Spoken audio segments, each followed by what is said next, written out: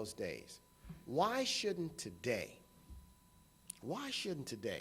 we seek solutions to give this generation opportunities that a previous generation may have had due to public policy interventions of that era? And that's where people get confused. Sometimes people get a little success, and they think they got it all because of themselves. They forgot about the good old GI Bill that educated and put people through college. They forgot about the good old VA and the FHA. They forgot about the good old 2% and 3% mortgages that were available back in the 1960s. They forgot about that. And so in today's world, we need today's solutions.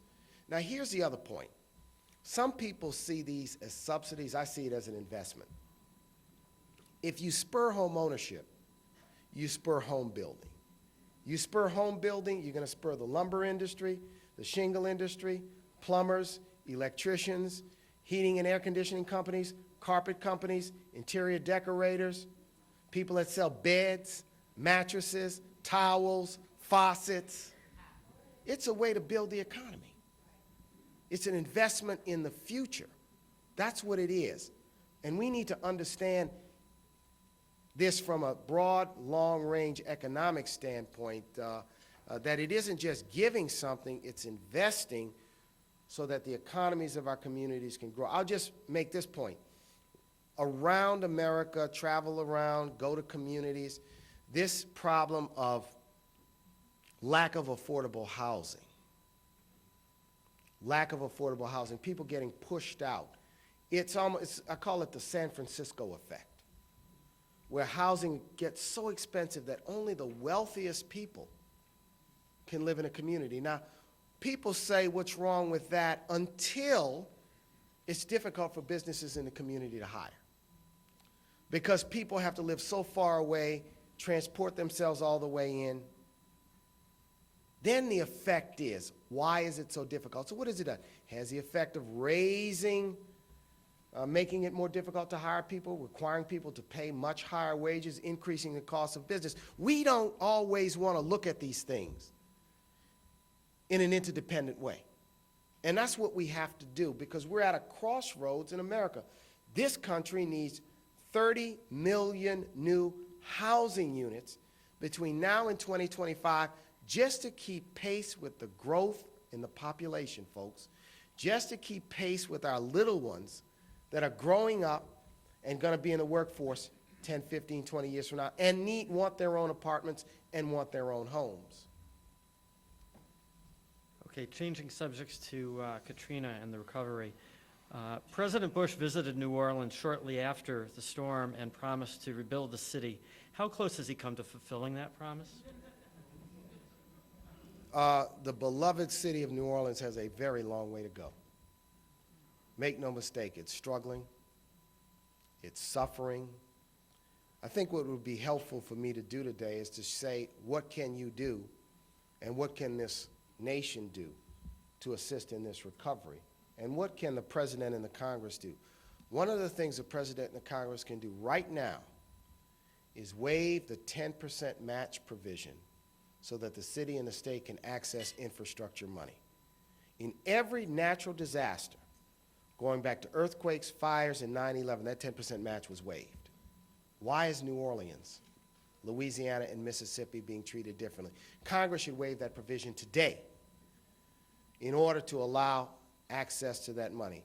Secondly, all of you who might be members of professional organizations, professional associations, civic associations, and the like, you should consider locating your meeting in New Orleans.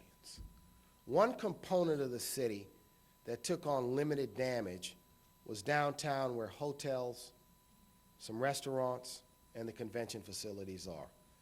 Because the hospitality industry is responsible for some 30,000 to 50,000 jobs in the city, the inability of that industry to come back affects working families, affects small businesses. So having meetings there, we had a great meeting on yesterday with two members of the New Orleans City Council to think with them about how we can work with them to do an outreach. We're going to look at our conference, our annual conference going forward, although we have plans all the way into probably 2010 already for our conference. But I think the important thing is what can people do? The short answer is not enough's been done. The short answer is that a great American city is struggling, and its people are struggling, and it's a long way from coming back. And I think all New Orleans, Louisiana, and Mississippi deserve is to be treated like we've treated every other community in the face of a natural disaster. That is all. That's the standard, and that's all we ask, and that's all we want. So not enough's been done. More needs to be done. But again, instead of a discussion about who did what, who didn't do what, I'd like the Congress to go waive that match provision. That would give the city and the state immediate access to dollars in order to repair streets, parks, public buildings, those public facilities that were damaged by Katrina. I think that would be a very important, simple first step that could take place in this town right away. Why didn't the president mention Katrina in the State of the Union address, and how did you feel about that? You need to ask him. How did you feel about that? I'm going to say this, and I'm going to repeat what I've said before. The fact that the president didn't mention Katrina and the Democrats didn't have Katrina in their 100-hour plan indicates that there's some amnesia around here. And I think I'm going to call it like I see it. And the fact of the matter is that up till now, there's been no substantive additional piece of legislation passed in over a year related to Katrina. There's been no provision, no funding to fix the levees and the wetlands. There's been no provision and no effort to get rid of this match requirement. I'd like to see the president give his czar Donald Powell real power. Let the cabinet officers answer to him. That's the definition of a czar. A czar is not a diplomat. A czar is somebody that gives orders, takes names, speaks loudly, and carries a big stick, right? I think there's some things that could be done. So I felt that the president, and I also felt that the Democrats, it indicated somehow a view that if they don't talk about Katrina, it will go away. Ladies and gentlemen, it's not going to go away. It's one of the great natural disasters of our time. We've never had a case other than war where 1 million people have been displaced from their homes. Why are we concerned about it at the National Urban League? We're concerned about it because we're concerned about urban communities. We're concerned about people who live in urban communities. We're concerned about fairness in public policy. We feel that those issues are at stake with the recovery of Louisiana and Mississippi. It's not just New Orleans.